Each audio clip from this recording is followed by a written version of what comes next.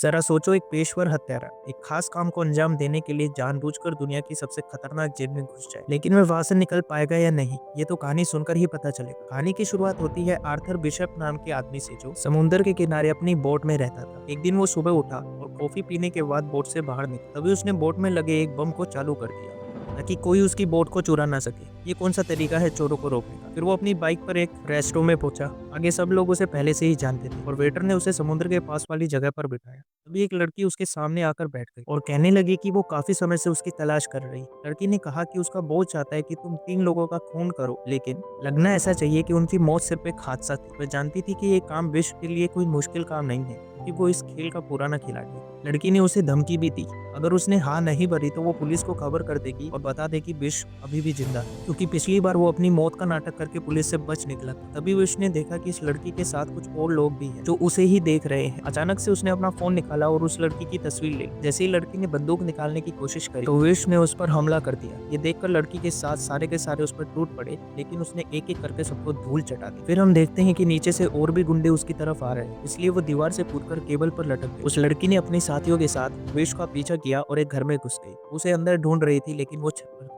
लड़की ने छत पर बंदूक चला दी, लेकिन विश ऐन वक्त पर छत से कूद गया और पैराशूट पर जा गिरा। रात को जब वो अपनी बोट में जाने लगा तो उसने देखा कि 2 लोग पहले से ही वहाँ मौजूद हैं। उसने बिना समय गवाए अपना फोन निकाला और बोट में धमाका कर दिया। इसके बाद वो माल उतारने और चढ़ाने की जगह पर जा पहुंचा। उसने एक डब्बा खोला और अपने पासपोर्ट और बाकी कागज को जला दिया। फिर विश थाईलैंड के एक टापू पर गया, जहाँ वो एक लड़की से मिला जिसे वो पहले से जानता था। ये लड़की वाकई एक होटल की मालकिन थी। उसे कमरे में ले गई। विश ने खुफिया जगह से एक बैग निकाला, उसमें कई सारे फोन, हथियार और पासपोर्ट थे। उसने तस्वीर वाली लड़की के बारे में कुछ जानकारी निकालनी चाहिए, तो उसे पता चला कि असल में एक लड़की एक फैन नाम के आदमी के लिए काम करती है। उधर जीना नाम की लड़की होटल की मालकिन से मिली और उसने कुछ दवाइयां मांगी। मालकिन ने उसकी बाजू पर कई घाव देखे, जैसे उसे किसी ने बुरी तरह पीटा। मालकिन ने उसकी मदद करने की कोशिश की, लेकिन जीना ने कहा कि उसे सिर्फ दवाइयां चाहिए और फिर वो वहां से चली गई। रात को मालकिन को समंदर में एक बोट देखी जिसमें कोई आदमी एक लड़की को पीट रहा था। उसने तुरंत बिशप के पास जाकर उस लड़की की मदद करने के लिए कहा। बात मानकर बिशप उस बोट पर जा पहुंचा। वो कहने लगा, अगर तू सच्चा मर्द है तो इस लड़की को छोड़। वो लड़की जीना ही थी, लेकिन उस आदमी ने बिशप की एक न सुनी और अपनी बंदूक निकाली। इस गलती के लिए बिशप ने उसकी काफी धुलाई करके उसे मार डाला। इसके बाद उसने मालकिन से कहा कि जीना को लेकर होटल चली जाए। फिर जब उसने बोट की छानबीन करी तो उसे जीना का पासपोर्ट और फोन मिला, जिसमें बिशप की तस्वीर थी। आखिरकार उसने बोट को धमाके से उड़ा दिया और होटल में वापस आई। उसने जीना से पूछा कि उसकी तस्वीर जीना के फोन में क्या कर रही है।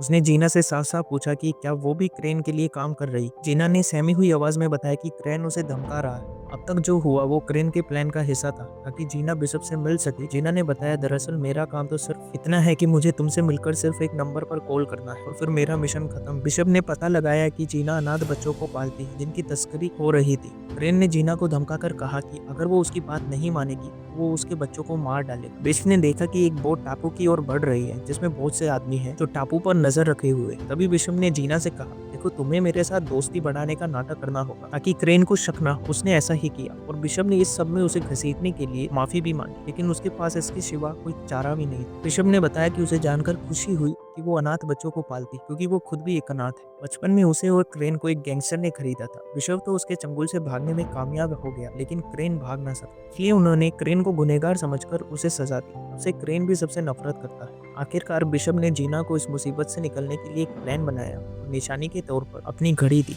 अगले दिन क्रेन के आदमियों ने जीना को किडनैप कर लिया। फिर विश ने क्रेन को कॉल करके दो हाथ करने की चुनौती दी। जब वो दोनों मिले तो विश ने कहा, क्रेन जीना को छोड़ दे वरना तेरे लिए अच्छा नहीं हो। वो बहुत अच्छी लड़की है, उसे जाने दे। लेकिन क्रेन ने कहा, मैं छोड़ तो दूंगा, लेकिन उसके लिए तुम्हें 3 लोगों का कत्ल करना हो। कोल्ड ब्लड इसमें पहला आदमी है, अफ्रीका का एक गुंडा जो दुनिया की सबसे खतरनाक जेल में कैद है। फिर क्रेन ने उसे एक जीपीएस ट्रैकर निकलने को कहा ताकि काम पूरा होने पर उसके आदमी बिशप तक पहुंच सके। जब बिशप ने जीना की जिंदा होने का सबूत मांगा तो क्रेन ने कहा कि हर मिशन पूरा करने के बाद वो जीना से फोन पर बात करा सकता है और तीनों मिशन पूरे हो जाने पर वो जीना को रिहा कर देगा। अब विश ने अपना काम शुरू कर दिया। उसे पता चला कि वो जेल समुद्र के बीचों बीच है, जो शार्क से भरा हुआ था और जेल के चारों ओर 100 मीटर लंबे पहाड़ है, इसलिए उस जेल में घुसना लगभग नामुमकिन था। इसके बाद विश ने कुछ गैंगस्टर्स की जानकारी निकाली और एक आदमी को चुना जिसके चेहरे पर एक टैटू था। उसने उसी आदमी जैसा हुलिया बनाया और फिर मिशन के लिए जरूरी सामान खरीद लिया। अगले दिन जब वो सड़क पर घूम रहा था पुलिस ने उसे गैंगस्टर समझकर गिरफ्तार कर लिया और जेल में ले गई। जेल में उसने देखा कि उसका शिकार तो हर समय 4-5 लोगों को साथ लेकर चलता है। उसे एक कैदी ने बताया कि इस आदमी का नाम ग्रिल है और उसने लाइबेरिया देश के राष्ट्रपति का खून किया था। अब तक कई कैदी ग्रिल को मारने की कोशिश कर चुके थे। जब ग्रिल पर फिर से हमला हुआ तो इस बार बिश ने उसकी जान बचा ली। ग्रिल ने उसका शुक्रिया अदा किया और उसे खाने पर बुलाया। जब बिश उससे मिलने गया तो उसने उसकी जान ले ली और सबको लगा कि उसकी मौत जहरीला खाना खाने से हुई है। फिर बिश ने जेल की दीवार में एक धमाका किया और अपने पूरे शरीर पर ऐसा स्प्रे छिड़का जिसकी वजह से शार्क उसके नजदीक ना आए। अंत में उसने अपना जीपीएस कैप्सूल निकाला और समुद्र में कूद गया। उधर बोर्ड के कैप्टन के पास मैसेज आया कि बिश ने अपना काम पूरा कर दिया है। उसकी लोकेशन ढूंढकर क्रेन के आदमियों ने उसे बचा लिया। फिर बिश ने जीना से फोन पर बात की तो जीना ने बताया कि बिश के पास अगले आदमी को मारने के लिए सिर्फ 36 घंटे हैं। इस आदमी का नाम इंडियन है जो कि अरबपति था। ये इंसानों की तस्करी का धंधा करता है लेकिन उस तक पहुंचना बहुत मुश्किल क्योंकि वो ऑस्ट्रेलिया की एक बिल्डिंग में 58वें माले पर रहता है जहाँ की दीवार, दरवाजे, खिड़की सब कुछ बुलेट प्रूफ है। ऊपर से हर जगह सेंसर और फिंगरप्रिंट डिवाइस भी लगे हैं। इस आदमी के नीचे का घर खरीदने के लिए बिशप पहुंचा और उसने घर की चाबियां और नक्शे की हूबहू नकल उतार ली। फिर उसने कांच फोड़ने वाले बॉम्ब बनाए और साफ सफाई वाले आदमी का भेष बदलकर उसके घर में घुस गया। घर की खिड़कियों से लटककर वो इंडियन के घर के स्विमिंग पूल तक पहुंचा और वह बॉम्ब फिट कर दिया। जैसे ही इंडियन उसमें नहाने आए बिशप ने धमाका कर दिया और इंडियन सीधा नीचे गिरकर मारा गया। अब फिर से जीना का कॉल आया लेकिन इस बार उसने चालाकी से उस बोट का नंबर दिखा दिया जिसमें वो कैद थी। फिर बिशप हेलीकॉप्टर से उसे बचाने पहुंचा और कई गुंडों को मार गिराया लेकिन अफसोस कुछ देर बाद वो पकड़ा गया। फिर क्रेन ने उसे आखिरी चेतावनी देते हुए कहा, इस बार तो माफ कर देता हूँ लेकिन अगर फिर से ऐसा हुआ तो जीना बेचारी मारी जाएगी और उसकी मौत के जिम्मेदार होगे तुम। अब भी उसका आखिरी मिशन था अमेरिका में रहने वाले मैक्स को मारना। वो एक ऐसी बिल्डिंग में छिपा हुआ था जो पहाड़ के ऊपर बनी है और वहाँ सबमरीन्स का कारखाना था। इन सबमरीन्स में बड़ी बड़ी मिसाइल छिपाई गई थी। वहाँ खुफिया तरीके से किसी का भी अंदर आना या बाहर जाना बिल्कुल नामुमकिन। जो भी वहाँ घुसने की कोशिश करता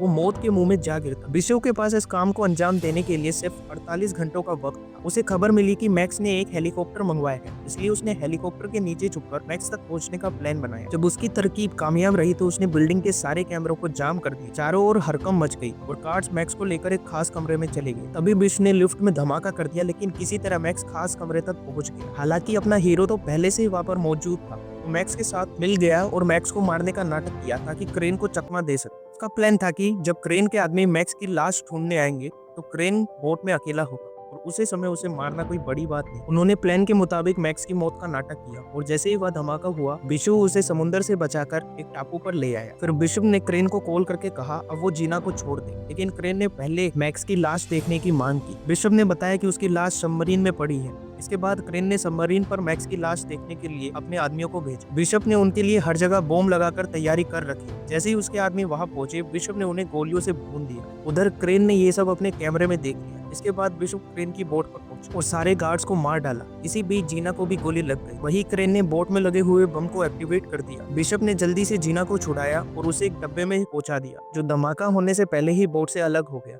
अब जबरदस्त लड़ाई शुरू हो गई। उसने क्रेन को जंजीर में बांध दिया और तभी बोट में धमाका हो गया। जीना तो बच निकली, वही मैक्स के आदमियों ने बोट का मलबा बाहर निकाला। कई समय बाद जीना अपने बच्चों के साथ थी और उसने देखा कि बिशप उसकी आंखों के सामने खड़ा था। असल में बिशप बोट इस रूम में छिप गया था जो इमरजेंसी के वक्त काम आता है और इसी तरह वो धमाके से बच निकला। अगर वीडियो पसंद आई है तो लाइक करना मत भूलना, चैनल को सब्सक्राइब कर देना और मिलते हैं अगली वीडियो।